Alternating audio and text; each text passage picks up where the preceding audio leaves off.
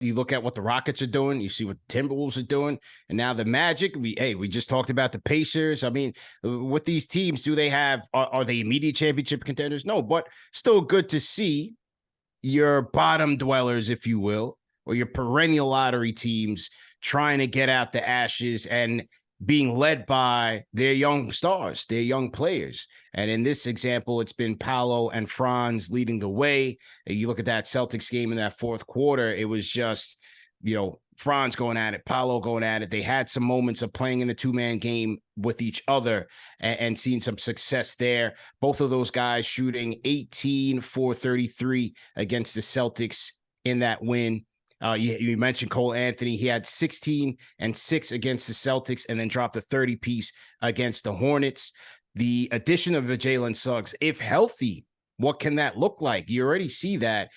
He wears his heart on his sleeve. I like the fact that he's trying to become that emotional leader for them. He gets a little chippy, gets a little scrappy. You saw him and Joker going at it very late in that game. So I like that as a young player, being fearless and trying to pass that on to his teammates. I like the emotion that Suggs plays with. And if he could stay healthy, I mean, he's shooting 36% from three.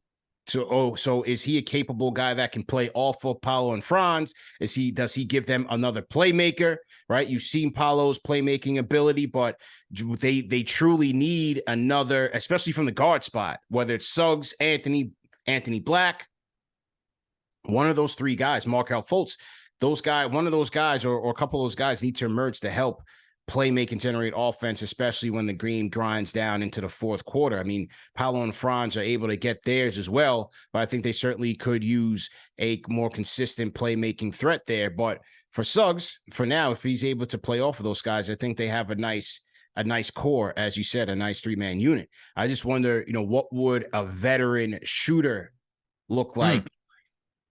Could that be an addition that they look to make at the deadline? They did bring in Ingles. But I think they do need some more shooting. I wonder what that could look like for this team and if they decide to make a move at the deadline. Is that an Alec Burks from Detroit? Or is that a Bogdanovich? We talked about Bogdanovich on Knicks Fan TV. No. It's Alec Burks from Detroit, CP. That's who they need right now. You're trying to push Burks Hive to Orlando. Yes. Interesting. Yes. Look, man, you asked for a capable shooter, a guy who can score in isolation. Yeah. He offers that. And I think if you're looking to upgrade over Ingles, I think that's a realistic option to go. And look, Burks, even though he's not a point guard, he's a capable guy who can bring up the rock. But for what the Magic have right now, I mean, what they're doing right now is they're using Anthony Black as that initiator, right? Now that you don't have Markelle Fultz, you're using him, and that's something that he can do. He's a solid facilitator. He's only averaging right now 1.3 assists per game, but for him, the thing is that he's a connector. He's got that designation as like Alonzo Ball type-ish, right? So you may not always see the assist with him because he can get the hockey assist and organize an offense, but he definitely will make the right reads when pushing the pace, being in the half court. So that's what they have right now without Markelle Fultz there. But I think once you get Fultz back, a guy who's been doing a solid job being a playmaker and a guy that gets downhill, this Magic squad is just going to be feisty again. I just wonder, will Cole be able to keep up that same production he's done right now while Fultz has been out? Yeah. He got 30 last night against the Hornets. I don't know if that's also part due to that you didn't have LaMelo Ball being out there and having to focus in on him too. But I like what the Magic are doing as a whole, man. They got an interesting. I feel like this either this season or next season is when they're going to make the decision of like who their core is and shake up the rest of this roster, because they're going to need some veterans, as you already mentioned. I'm being a little facetious when I say Alec Burks, but I'm also not, because I think that is a guy that they could use, someone along those lines who's seen it, who's been to the playoffs before. But this team right now, if they stay competitive like this, then it's a very good, they're taking that leap that you're looking for as a squad moving forward. And then next season, you can make those changes that you want in the offseason. And they're getting contributions. It's spreading around across the roster. No play right now averaging over 20 points per game entering this week, but 6 are averaging 11 or more. This is according to Mark Spears of Andscape.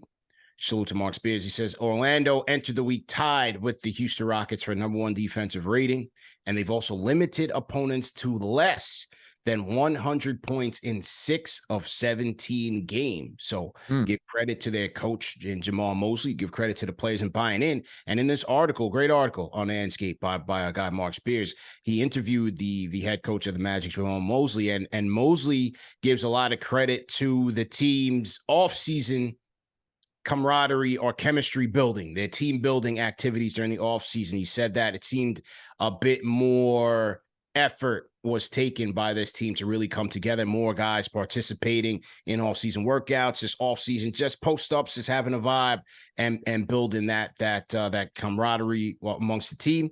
And he says it's emanating through the locker room, so they seem like they're well-knit unit in this locker room so far. And Mosley's challenge to this team right now, as he told Mark Spears in this article, was how do you handle the adversity now? Because you're 12-5 at the top of the East. This is no longer, oh, we're going to go to Orlando and get an easy win on the doormat. Now this is, oh, we got a tough matchup tonight, right? And so they're going from the hunter, so to speak, to the hunted. And Jamal Mosley's message to his team is how now you're in a new tier, new atmosphere. How do you handle the adversity that's going to come with it? So that will be the next test to see how they make it through the next quarter. But so far, looking good, man.